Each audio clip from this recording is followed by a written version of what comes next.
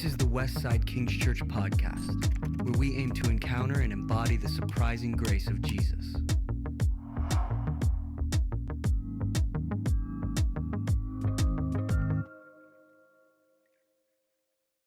So let's begin, huh?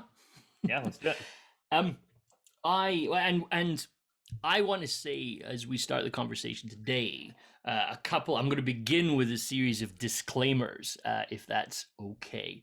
You know, it's going to be a good chat when we feel like disclaimers are the place to begin with. My first disclaimer is I got my COVID vaccine this week, so anything that I say that is theologically controversial, I'm just going to blame on that if you complain about it afterwards. So that's going to, so if you decide I start to sound like really heretical, Tyson, you can just sort of say, Yes. hey, you know what, actually, this is just because David had his COVID vaccine and he's gone crazy. Right. But in seriousness, the actual disclaimer that I want to say today is that I want to invite us to think about what we're going to talk about and to basically take an approach which says, what do I actually think about this, and is my thinking holistic? What we encounter a lot when it comes to conversations like the one that we're having is that our thinking over time starts to get sort of boxed into categories, and then when we do analysis on particular ideas and notions, we can actually radically adjust our particular thinking in one category, but sometimes not then join the dots to say, hey, you know what, my thinking over here about this category is possibly needs to be different now. And right. I encounter this all the time, that people will have like a very biblical view about this particular thing, but then haven't always joined the dots on how maybe I need to revise my thinking over here. Think about it like this. It's that sort of time of year where we're we're changing tires out, from winters to summers, and then we're realizing we did it too early. But you get to one tire and you realize that tire's bald. Okay. So you've got to, you could basically go on the internet and order one tire to replace it. But if this tire over here is bald, there's a kind of high likelihood that at least one on the other side is going to be bald as well. Does that make sense? So, and so when you do a revision of your thinking theologically in one place, I always think it's worth just being aware of the fact that probably has implications somewhere else in your thinking also. Okay. Which leads us to our conversation today, which is, if we're going to say that heaven, is, let's keep going with Tom Wright's brilliant "Heaven's great, but it's not the end of the world" quote. If God's offering us something bigger, if the biblical witness seems to suggest that we don't stop short at heaven, but rather we push through into creation and new creation and resurrection, what does that do for our views on hell? And that is, I think, worth us joining the dots on, right? Yes. Except to point out that I think, well, you say it a little bit better than me, but Christians seem to have a bit of a fascination with hell, right? Well, and I mean, this is a big conversation, and you and I, even earlier today, have talked about, like, some pastors have lost their jobs over how they try to navigate these types of conversations. So there's a way. So we're super excited about this chat today. Yeah, that's right. That's right. If we're still here next week, we know we've navigated this at least somewhat well. But there seems to be some excitement, whatever reason it may be, when it comes to the topic of hell. And for whatever reason there is, we sometimes, I think, even as Christians, we sometimes like to talk about it more than even heaven. Not that you and I are talking about that even in our teaching series. We're talking about resurrection, but these ideas that have been kind of long-standing, traditions in some senses when you look at some of the history of where these things come from and some of the definitions of them. I guess I was probably a more accurate way to say this, but there seems to be like ears perk up for whatever reason when we go and we're going to talk about hell. People go, oh well now I'm listening and now I'm interested. And to me that's there's just something interesting about that, about what gets us excited or intrigued about this topic, because in fairness, it's dark, for me, really, isn't it? I don't find it that exciting. I don't, right? Like it's a heavy weighted, deep, and maybe that's where the excitement comes from. But I also think there's an aspect of it that sometimes comes out because people want to know how to make a judgment call on this. They want to know if it exists, and if it does, how do we know who gets quote unquote sent there, and who doesn't? Because I think we also assume that if we can make those rationalizations, that we then can also make different judgment calls within our own living and how we interact with those around us here and now, if that kind of makes sense.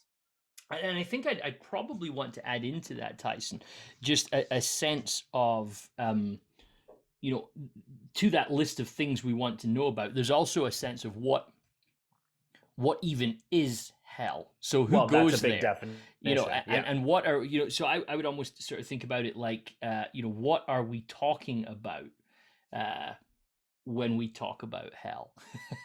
And I mean you have to start there, because even within our within the teaching series that we're doing, you've taught too, I'm teaching this coming Sunday, there's a lot of language pieces that you and I have been unpacking and pausing on to say, well, let's actually look at this word and what does it actually mean? What is it actually saying? And this is one of those conversations that you have to stop and say, well, what actually is the definition of that word? What are you actually saying, or what are you actually meaning when you say, right, do people go to hell, or what is hell? What is a theology of hell? Well, hell is a weighty term that, I mean, when you look at it in Jesus's time, he seems to use that language, that type of word. You would probably know how to pronounce it better than I do, because you've done a bit more study on some of the language stuff than I, but it's Gehenna, if I'm correct in my language on that, talking about the kind of the dump outside of the city where when they're talking about gnashing of teeth, you've got like animals like fighting over dump scraps and those types of things, right? That this is the imagery that it's almost as if Jesus is looking out at the dump as he's in some senses doing this teaching, as he uses that language around, because when he talks about hell, that's the imagery, that's the word, that's the language that kind of gets used to describe it. And then there's been leaps and jumps that people have made based on just some simple imagery. So there's a couple of things just to give some kind of additional coloring to that. So the Greek Gehenna it seems to have been a word that's formed through a journey from Hebrew and Aramaic, right? So there's a valley of Hinnom in Hebrew. It appears in Jeremiah 19, right? And it's actually a place where children were sacrificed to Baal, right? So and then it becomes this kind of desolate space in sort of later, and this idea of a rubbish dump. So I think that it's really interesting, actually, and this helps us quite a lot, because we have this notion of hell, okay, and as soon as I say that, pretty much everybody develops a picture in their mind, okay? Yes. And so this is no like David Blaine mind trick here, but this is what I'm just going to say, that picture is wrong, okay? So whatever you're thinking right now, it's wrong, okay? And let's explain a little bit as to why that is. So Jesus talks about Gehenna, right? Now, child sacrifice is universally opposed in Judaism, right? It's in fact the whole Abraham and Isaac situation, where he's about to be sacrificed. That's almost Judaism's commentary on it. That's not how this God works. Okay, Abraham, as an early follower of Yahweh, assumes when he gets asked the question, hey, do you want to sacrifice your son? Okay, that's just what gods do. So yes, sure. And then he gets this point. No, that's not how this God works, right? In fact, really interesting. Just side note, the Abraham's told by God, take your son whom you love, and sacrifice him. Okay, it's the first use of the word love in the Bible. Okay, so so just think about that. So the first use of the word love in the Bible: take your son whom you love and sacrifice him. Okay, now I am convinced that the writer of John's Gospel is playing on that, because you know the answer to this. But the first use of love in John's Gospel: for God so loved the world that he gave his son, right? So you have this complete reversal of the way that it normally works. The gods normally ask for sacrifice of your son. This God sacrifices his son in order to rescue us. So it's completely upside down with God, right? So as a result of that was just a brief free teaching, just to make you love Jesus a little bit more. And so when I think Jesus uses this image of the Valley of Hinnom, or Gehenna in Greek, as just an example of just the worst possible thing you can think of. A place that is currently a rubbish dump that used to be where they killed children for the gods, right? So now this is quite interesting, because Jesus is, and again, let's begin to start the journey of being fired. Jesus is using a metaphor to talk about destruction, right? And he's so now here. Let me just clarify this. One says a metaphor doesn't mean the thing you're talking about isn't real. It means the language you're using to explain it isn't literal. Right. So when I say an old British saying, maybe it's not used in Canada, so it might be terrible, but there's a British saying that says it's raining cats and dogs. Is that one you've ever heard? Yep. Right. Okay. So, it does not mean cats and dogs are falling from the sky. It's a metaphor, but it does mean it's raining. Okay. So if I say to you, it's raining cats and dogs, and you walk outside and it's dry, you say, oh, David was lying. Right. Or David was mistaken. Right. So, but you don't walk outside and notice water coming from the sky and went, well, where's the cats and dogs? Right. So if Jesus is using Gehenna as a metaphor for being on the wrong side of salvation, right? Let's be specific with that language. We got to be careful. What we tend to do is this, and one of the things about Gehenna we know is it seemed to have fires burning on it all the time. So all of this, I think Jesus takes the worst thing he can describe to his audience and uses that as an image of, the fires of Gehenna is his image of everything that's bad. When you jump over to 1 Peter and he talks about hell, you're again, a lot of English translations will just use the language of hell. Peter doesn't use the word Gehenna. He uses the word Tartaros, right? Now, where's Peter got that word from? Well, here's where he's got it from. He's ripped it straight out of Roman mythology. Okay, so whoa. So wait a minute. Are we saying that Peter agrees with Roman mythology? No, of course we're not. But he's using a word that now again, makes sense. People go, oh, that's bad, right? So, and I think you see this consistently happening. Elsewhere it's just referred to as unquenchable fire, right? I think what you see is a series of metaphors used throughout the Bible that basically, when we talk about being on the wrong side of God's salvation, the metaphors basically give you one point. You don't want to be there. Does that make sense? Yes. Right? Yeah.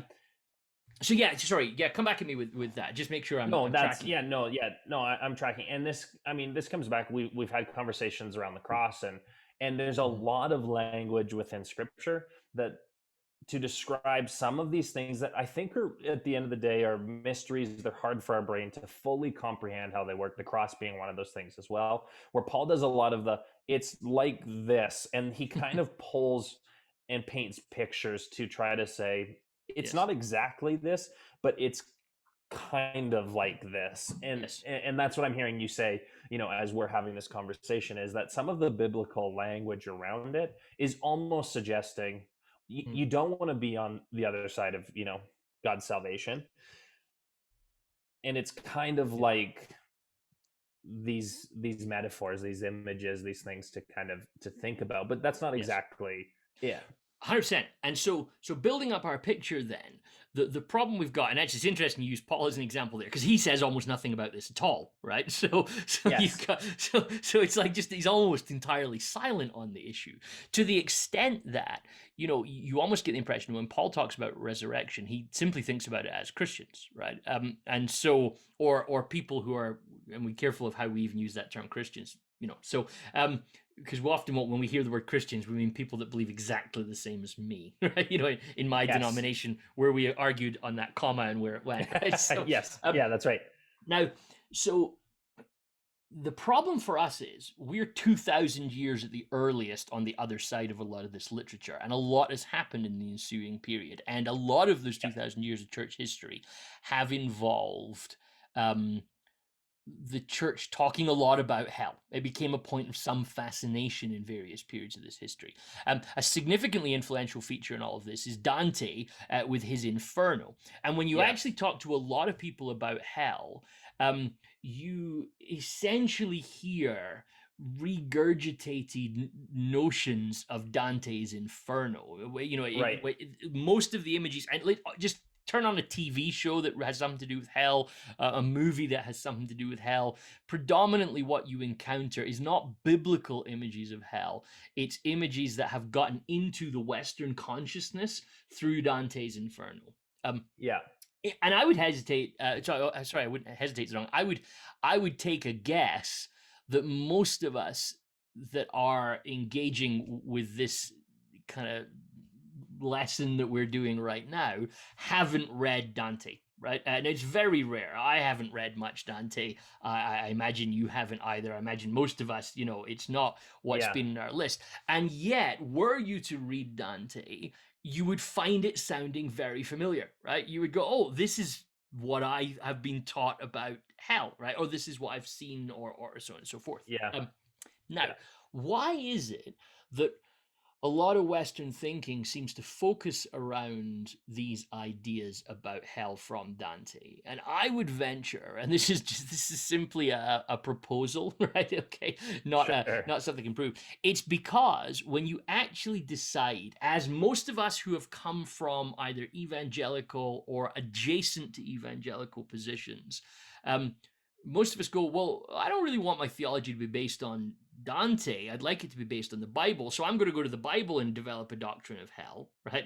And very quickly you realize there's not really anything there, right? You know, it's like there's comments and sentences about Jesus saying, be careful of the fires of Gehenna, and, you know, and these sort of, you know, threats of destruction from time to time, but very rarely. Paul, like you say, is pretty quiet.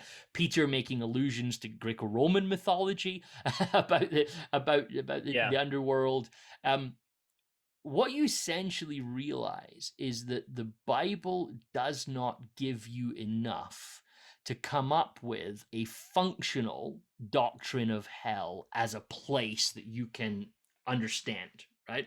What you end up with, I would say, just being honest to Scripture, and I'm very happy for somebody to go and look at this and challenge us on this in that sense, but I would say you don't have enough data to construct anything other than shadowiness, right? That there's something wrong, there's something negative in all of this, but actual descriptions, you know, like you don't get the, you know, new creation imagery from Revelation of lions and lambs and, you know, gates and cities and, you know, and sun and rivers and, you know, streets of gold. Like you get a lot of description of new creation in comparison to what you actually get about this notion of hell.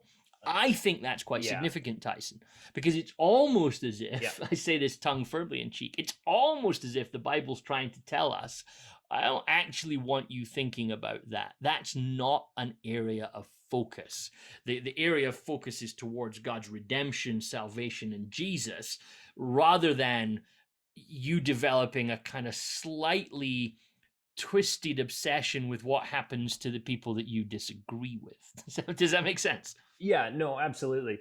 And, you know, it is one of those things like where really the language that you find, even within Revelation, when you start to get a little bit of the imagery that people jump on is there's a lake of fire, and then, Yeah. and that's kind of the end of it. And then you're right, you get the gates never close, and there's this river that flows from the temple, and it goes like you get crazy descriptive stuff. So I get that, and it does make sense. I'm really intrigued by the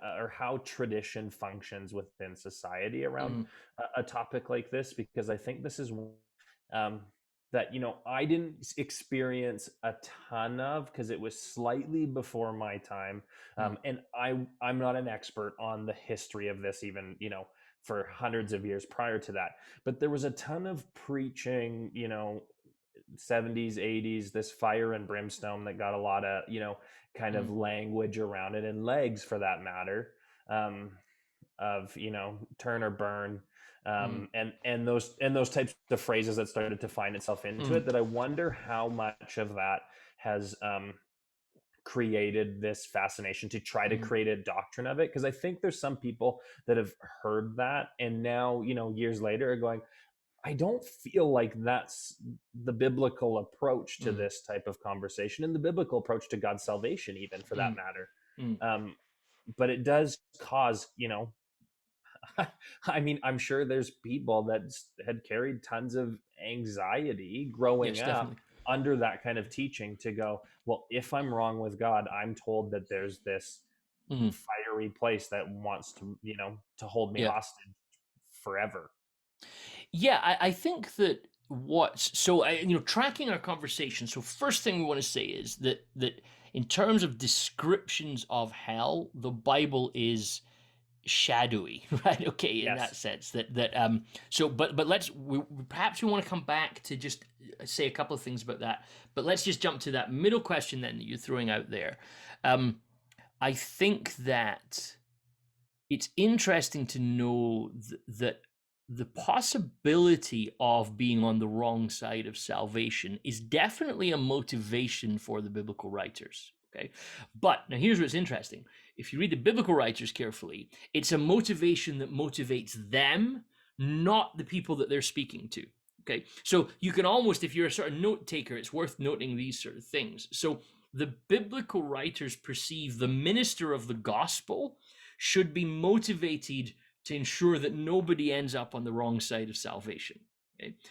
How we've translated that in a lot of contemporary thinking is we will tell the other people, by the way, if you don't do this, you're going to hell. Okay? You never see that in the Bible, right?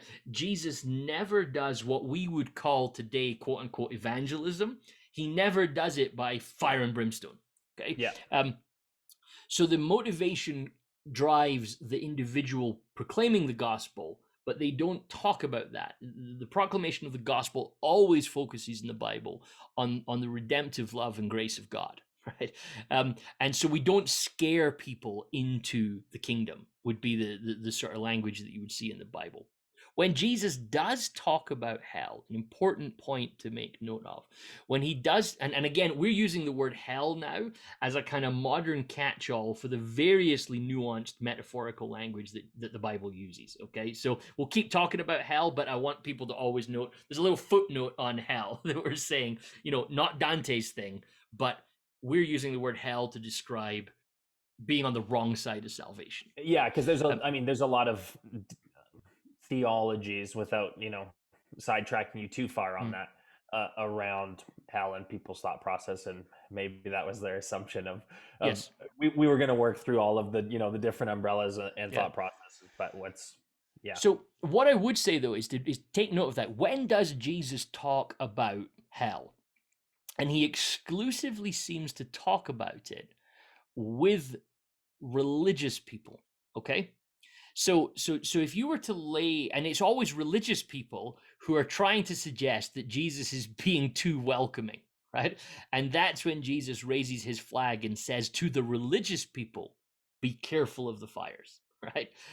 So I think that should shape us. So what I saw in my childhood was we never spoke to religious people about hell, but we always spoke to people who weren't religious about it. And it's almost as if we got the thing completely the wrong way around. Right? We draw our boundary lines and we say we're in, and therefore everybody who's out is now going to hell. Jesus actually does the other thing right. He comes along and says these boundary lines are in the wrong place. I want to push them to out here, and then the religious people go, we're not comfortable with that, Jesus, and he says, watch out for hell. Okay, so like now that doesn't preach easily. Okay. No, yeah, absolutely not.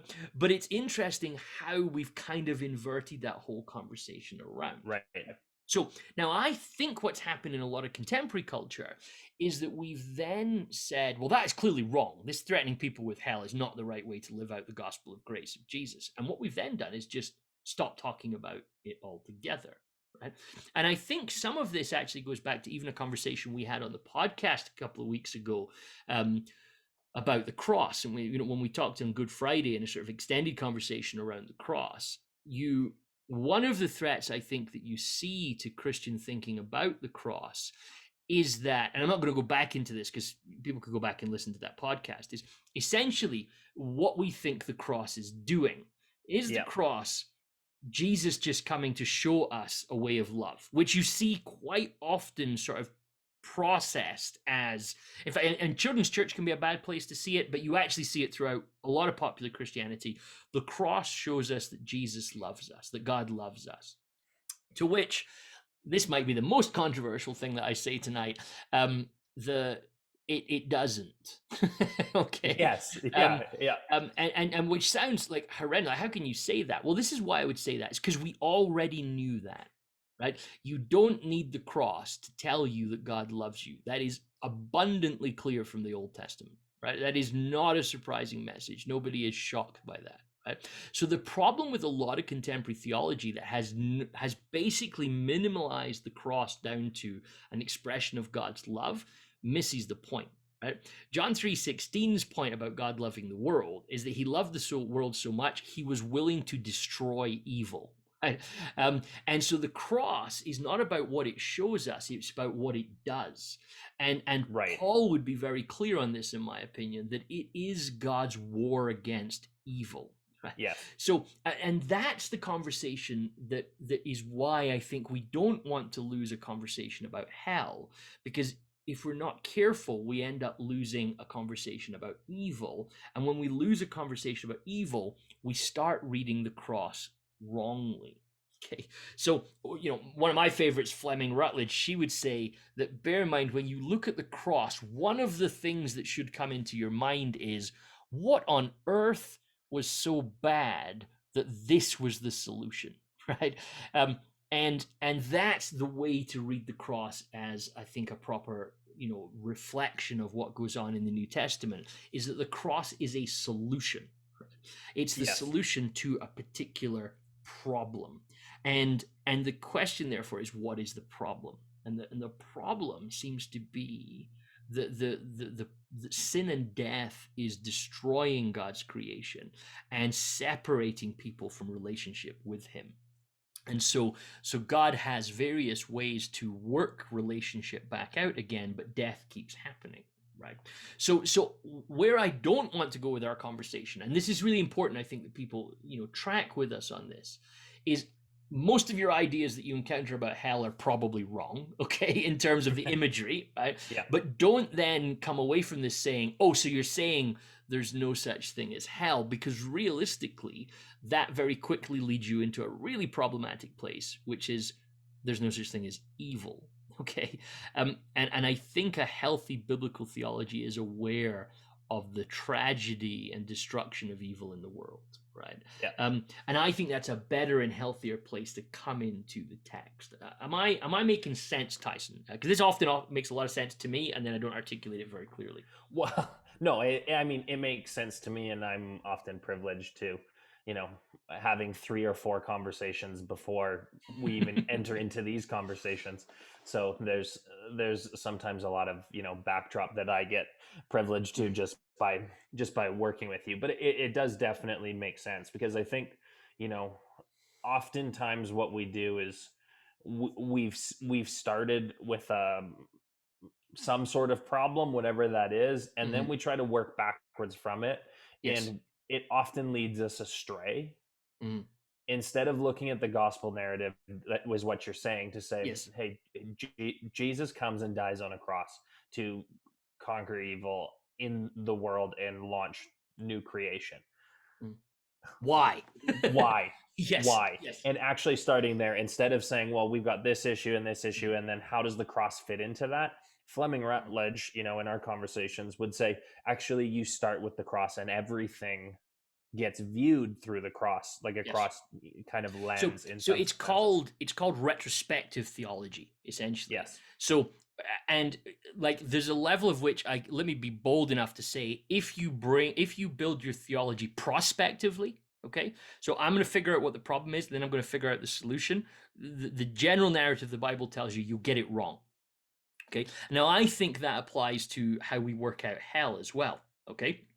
So we invariably assume I'm not going, and I have a list of people who I think are. Okay. And Yes. and basically, I think the Gospels simply will tell you you are in trouble the moment you start thinking like that. The moment you've got a list, your list is probably going to be wrong, right? Yes. Because you're building your whole thought process the wrong way around, and we do this all the time in contemporary church, where we proclaim somebody's judgment by going, well, if they don't do this, they're going to hell, right? That's a terrifying place to sit. Yes, no, it really is. And so I think that, I would sort of, there's kind of three things. I've said this before, but I want to kind of keep saying it. When it comes to hell, I think there's almost three guiding features that I see in the ministry of Jesus that if we're going to lean towards the shadows. I said dive, but now I've retracted that. I said, let's just lean. Let's not dive towards the shadows. If we're going to lean towards these shadows for a moment and go, okay, as Christians, as people who want to be as true as we can to the biblical narrative and the biblical witness, what do we see about hell?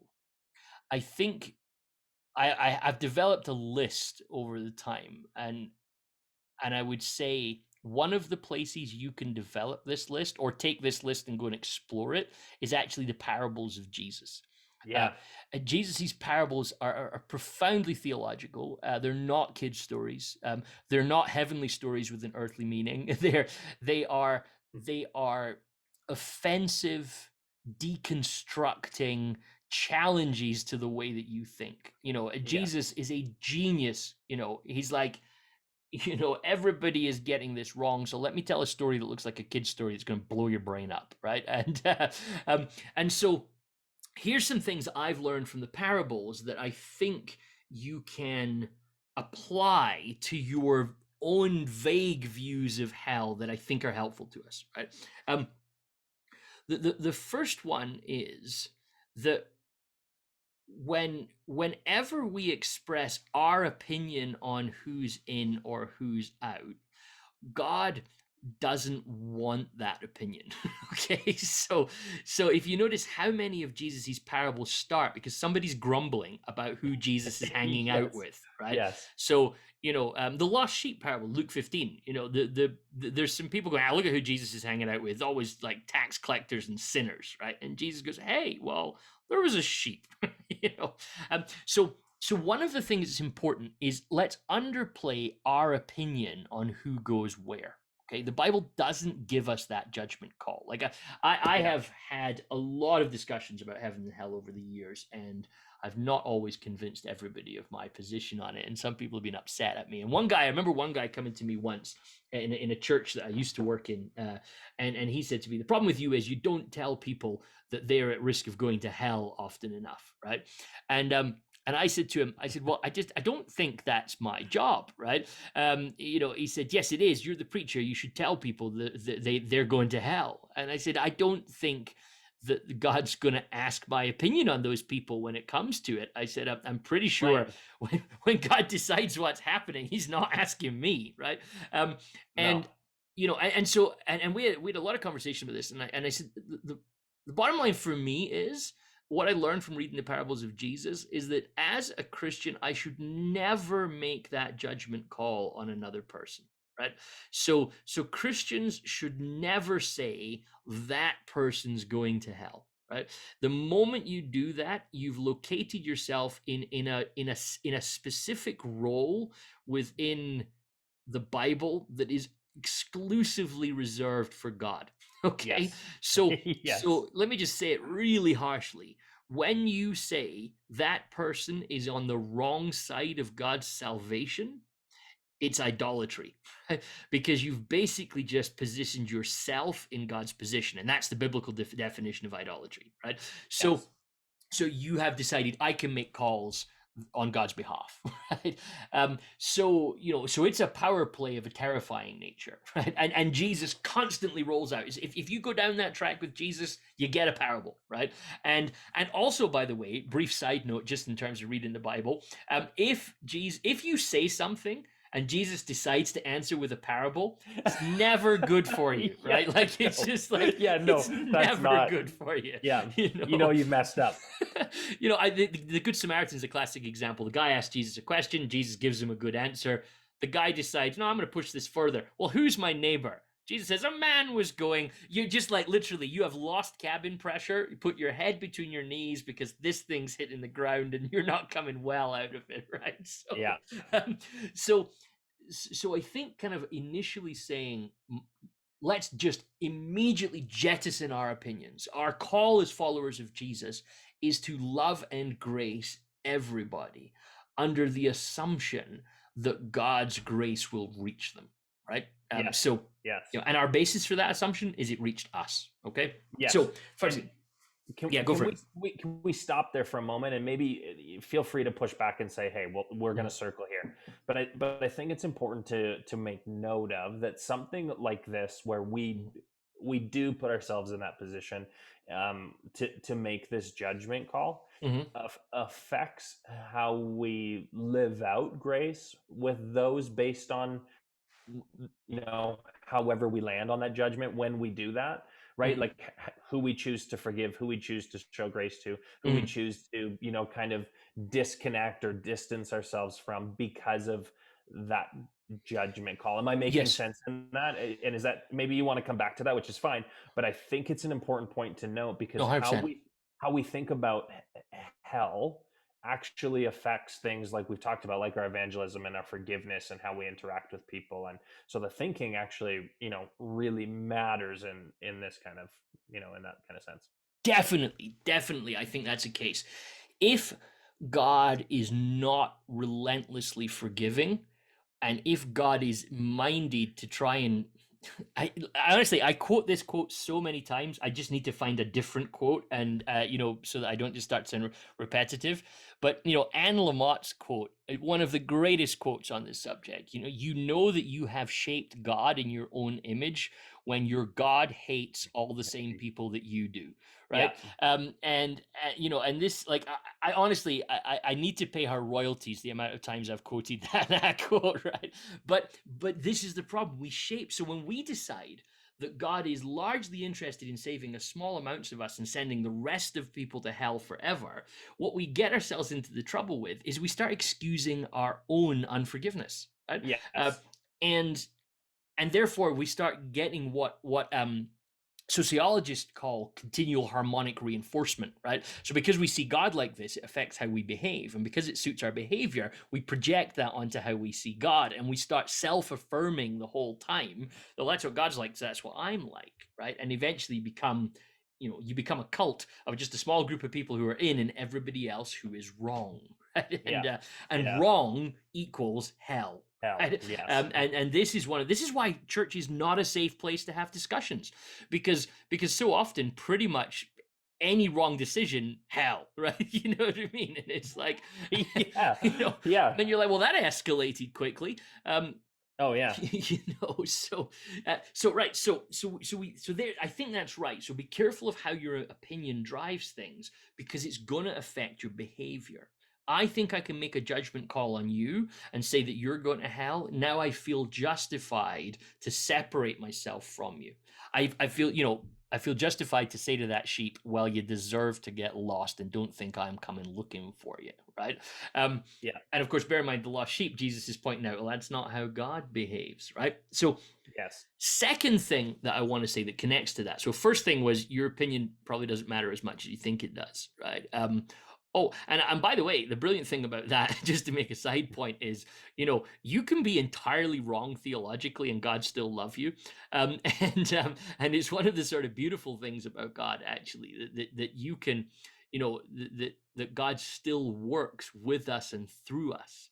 So don't assume that God's relationship with you is based on your correct theology, right? So you might love God, you might love Jesus, you might feel revelation from Jesus on a regular basis, you might have beautiful times of prayer, and your doctrine of hell is wonky, right? Of course, that's true of me as well, by the way. It could totally be me too, right? So I saw a meme the other day that was, the pictures, as far as our teaching series goes on Sunday is wrong, but it's, it's Peter standing at the gates of heaven, and it's basically a big garbage can that says like your theology, right? Like as you're entering, you just kind of you dump it in there because there's so much of it that you're just like, there's some stuff that's probably wrong.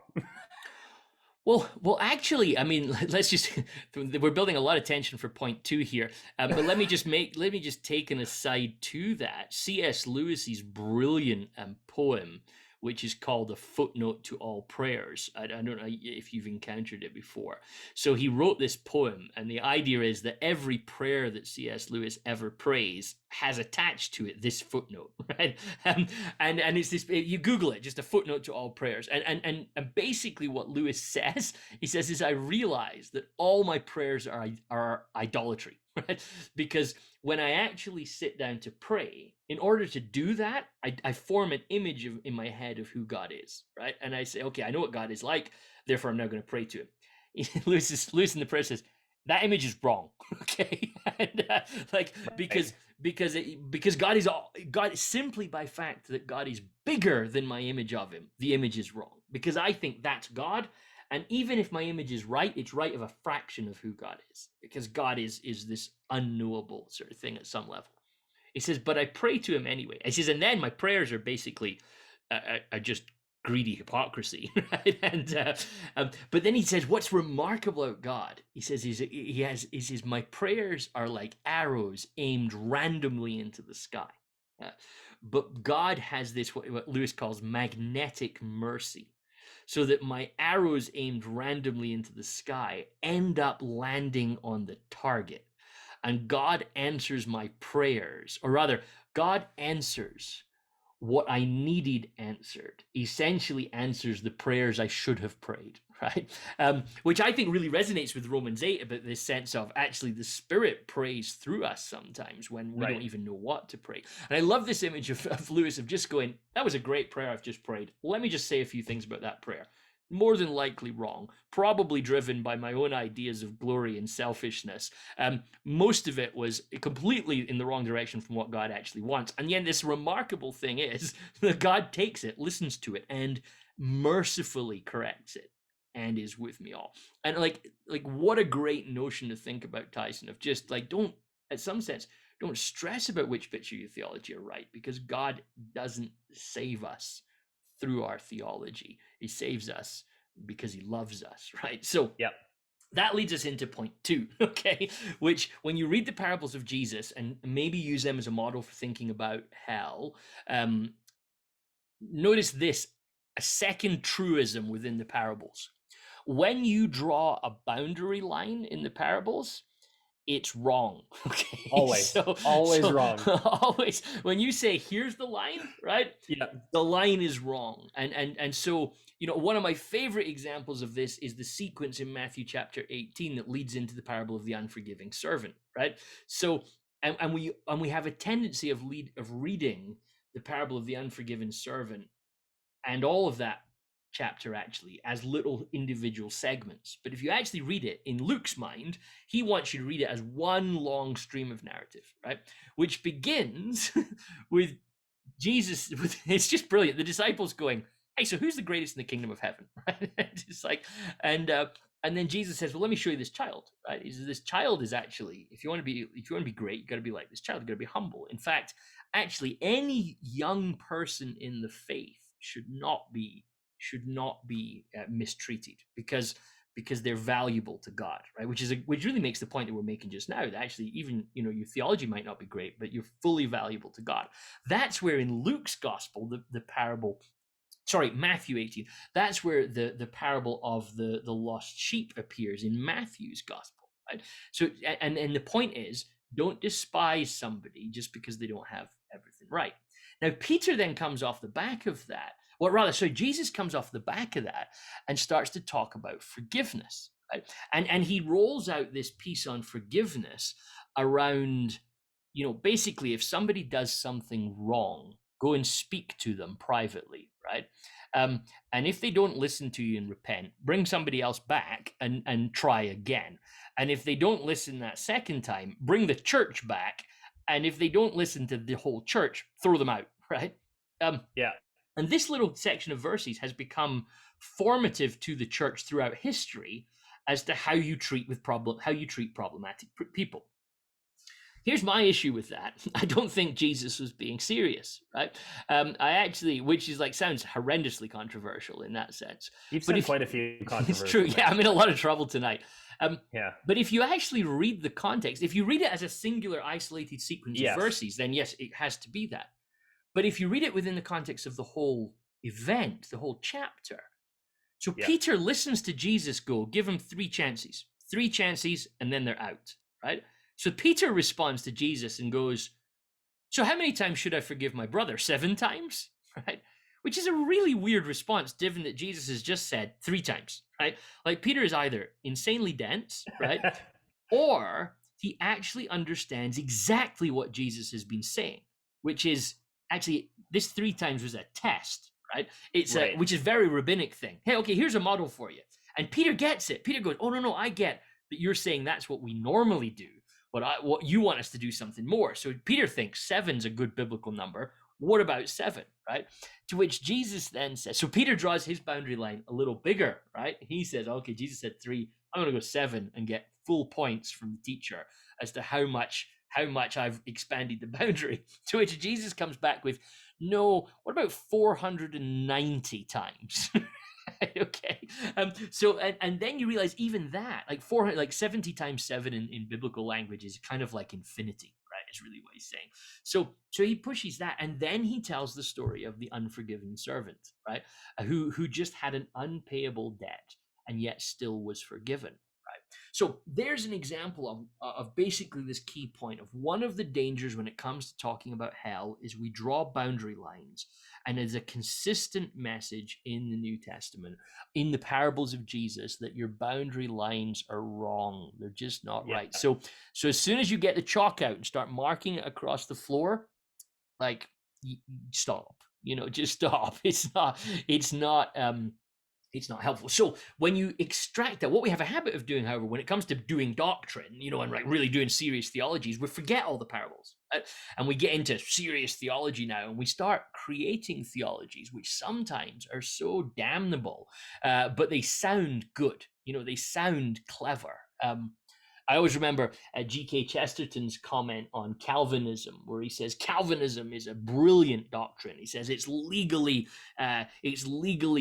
balanced. It's beautifully argued. It's absolutely defensible from that kind of legal point of view. And then Chesterton says, and I hate it, because he says what it's done is it's just rejected all of these other stuff you see about God. And all of the grace and the extensive, relentless forgiveness and so on and so forth. So you have to think about that. The third point I think that you see in the Gospels is that Jesus turns everything upside down, right? That's not a controversial statement at all, right? until you think, does it really mean everything? And we're okay for Jesus turning things upside down, but we're not okay with him turning upside down the things that we think are already the right way up, if that makes sense. So one of the assumptions that we often make within Christianity about salvation is that essentially it's a very hard thing to get into, and most people won't, right? And so we sort of almost build it that way. Whereas if you read the parables of Jesus, what Jesus seems to say is that actually salvation's very easy to get into.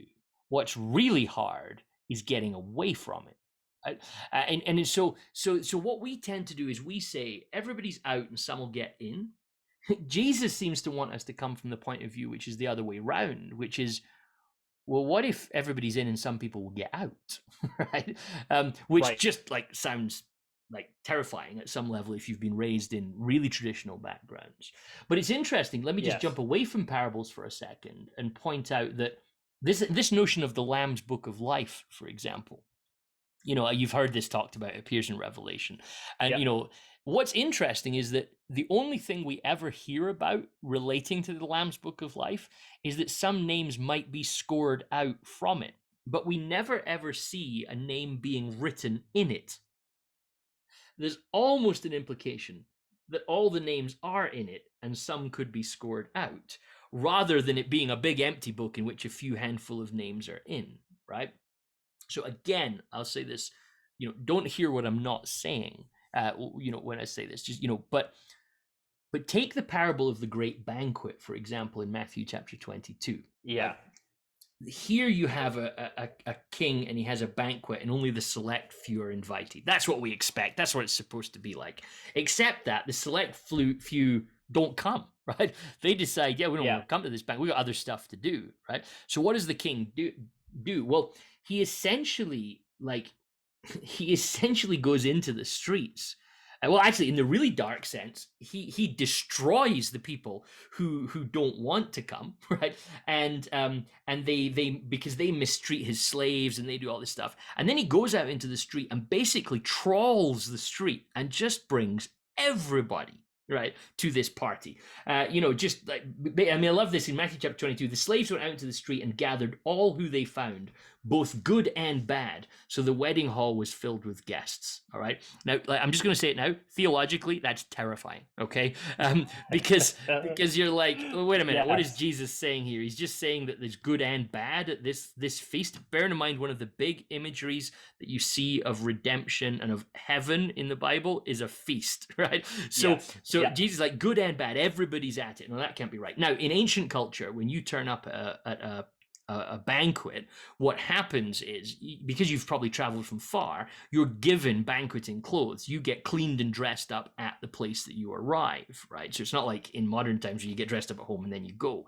So then the party happens, and the king comes through to have a look at all the guests and notice that one of the guests isn't in wedding robes.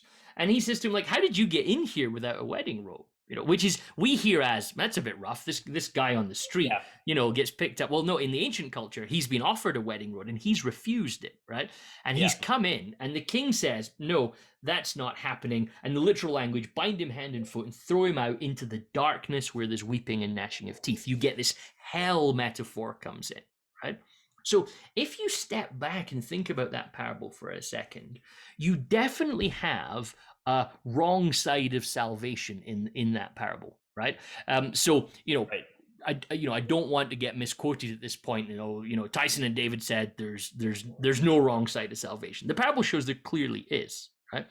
But what the parable seems to want to show, which I think is formative for us, the parable seems to want to show that if we try and draw the boundaries of who we think will be in, it'll be wrong, because the king wants everybody in and will even bring some people in that we would think don't deserve to be in, right? And in fact, the only people who are not in, there's basically two groups: the original people who are invited and this one person who refused it. The only people who are not in are people who actively, intentionally refused to be in. Right. So I think this has to, at some level, form our doctrine of what it looks like to be on the wrong side of salvation. That we have constantly throughout history made it seem like it's a high bar. It's hard to get redemption. I think Jesus wants to hint at us in the Gospels to say, actually, it's hard not to get redemption. And so now that might sound hugely controversial to some of us, right? And it probably spins off about 3 series that we need to teach in the podcast afterwards. Yeah, sure.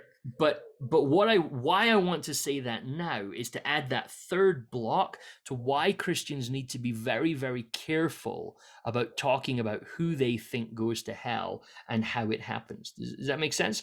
Because you simply take that parable alone, and the people who are invited, they don't get in, right? The people who are bad, they surely don't get in. No, they do get in, right? And as long as they're willing to actually receive the grace that's given to them, the grace gift of the wedding banquet clothes, they get to be part of the party, right? So the people that don't get in are the people that actively and intentionally reject it, right? And so I think that has to shape things for us, Tyson, a little bit.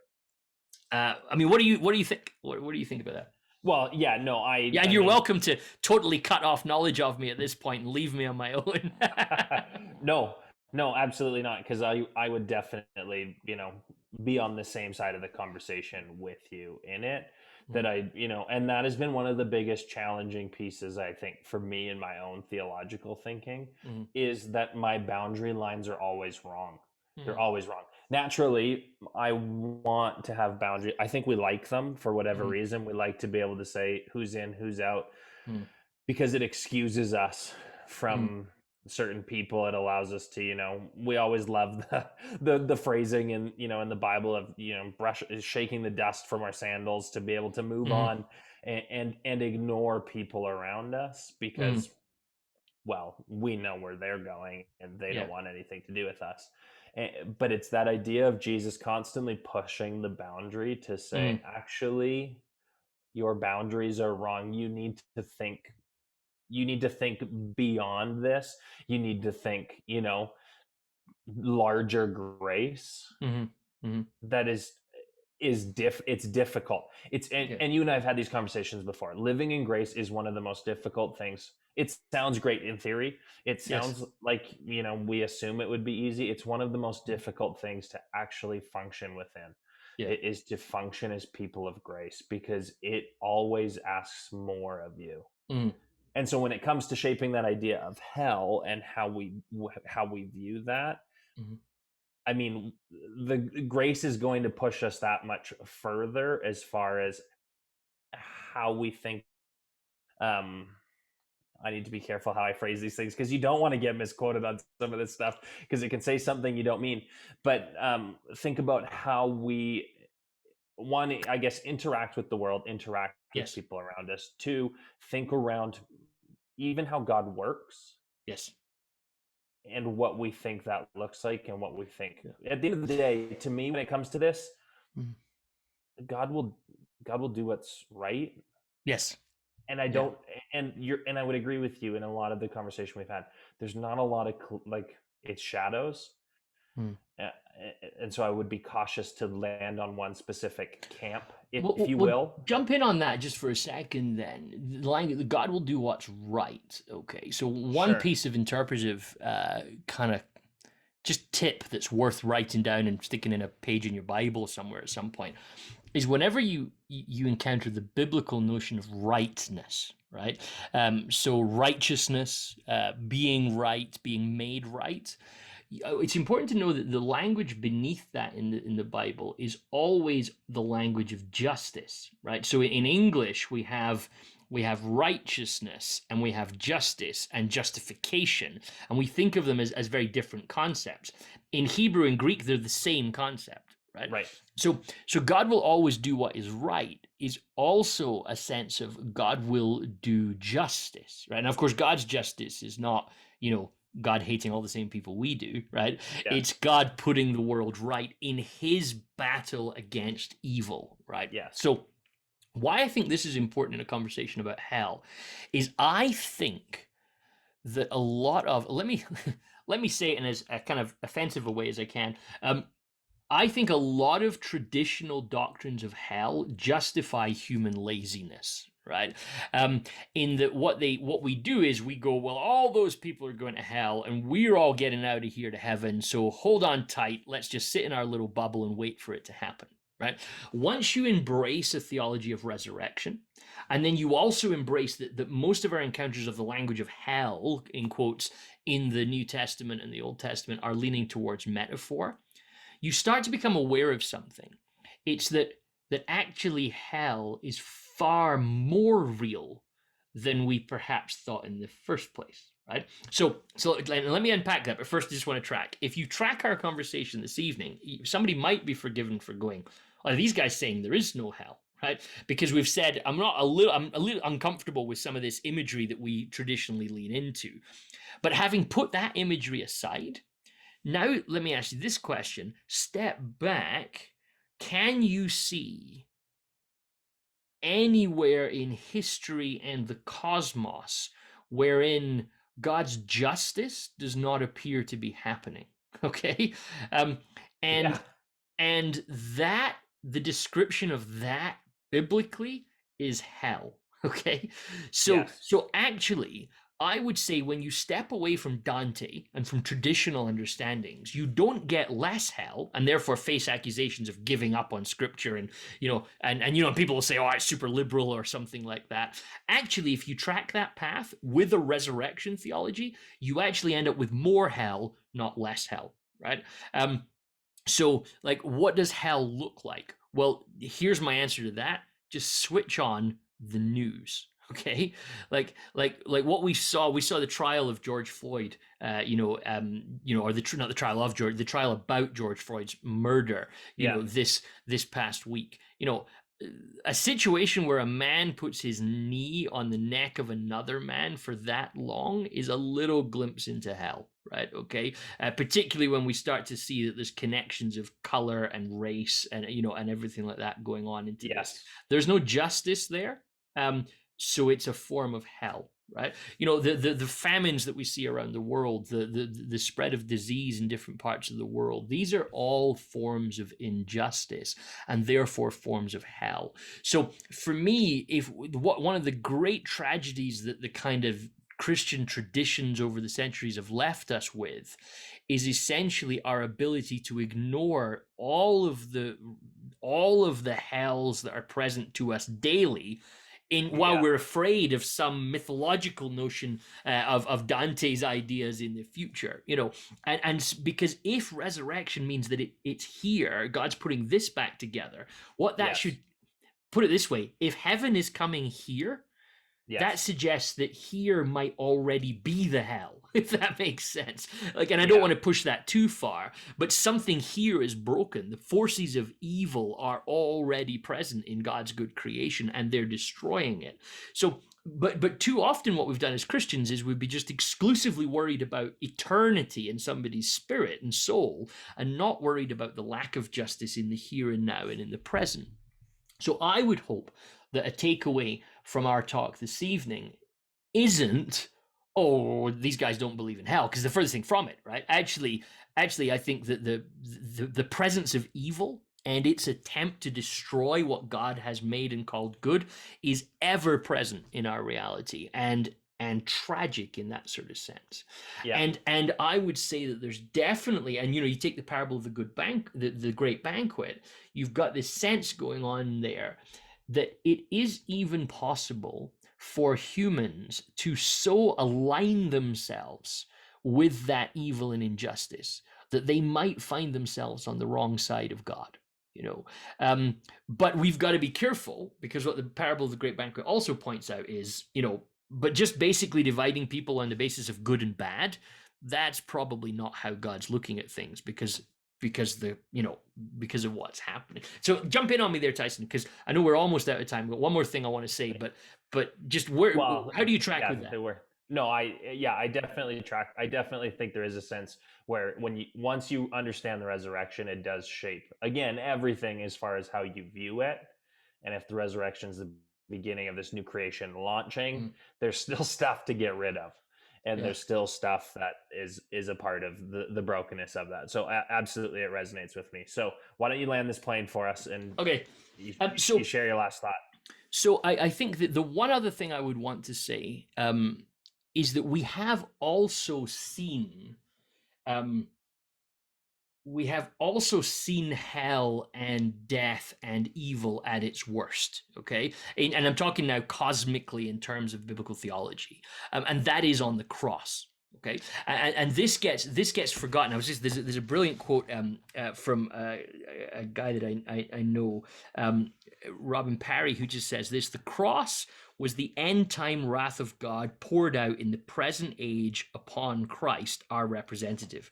In Christ, all of humanity has suffered hell. In Christ, all of humanity has been raised to eternal life. So there's this sense that what Robin's sort of saying there is, don't forget that if Christ genuinely absorbs evil into himself on the cross, like you preach that and nobody raises an eyelid, right? Everybody's quite happy with, yep, Christ conquered evil on the cross.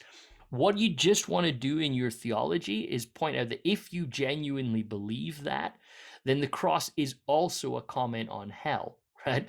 That Christ has absorbed that, that destruction into himself. So don't forget that what happens within the cross is also having an impending influence on injustice, and it's also having an impending influence on hell. Right, which is why I find myself sort of sitting so often within this Matthew 22 passage of just thinking, I think there's something profound in there, that God is on a relentless mission to drag everybody in. And we've got to be hugely careful of not drawing our boundary lines so closely that basically we assume that most people are on the wrong side of God. At some level, Tyson, for me, it's a question about whether we think God wins or not. Do we think God wins in his battle against evil? The Bible's categorically clear on that he not only is the answer, the Bible's answer isn't even yes, the Bible's answer is he already has. So I would say that's kind of where I'd almost want to land a conversation like the one we've had this evening, is that what I hope people hear is there's a lot to think about. You possibly have to deconstruct some traditional ideas that you've developed. I would say that reading the parables of Jesus is a really good marker on how we ourselves behave in relation to this conversation about hell. I'm suspicious that some people might be disappointed that we haven't given really clear articulation of who, how, where, and what. I'm hoping that people will say, well, I get that that's actually because the Bible isn't so clear on that. And you know what I say, Tyson? Thank God it isn't, right? Because if it was clear, I would default back to my norms, which is drawing boundaries and choosing who's in and out. And there's a beautifully liberating thing about the Bible where it just says, yeah, no, you don't get to do that. That's not your job. So I'm not even going to tell you how that works. You keep trusting in Jesus, and that he has scooped you up and put you in wedding gear and dumped you at the banquet, and you get to be here for free. And the only exception is if you absolutely commit yourself to getting out, then you might just be able to do that. But I just think the Bible constantly points us that grace is hard to escape. So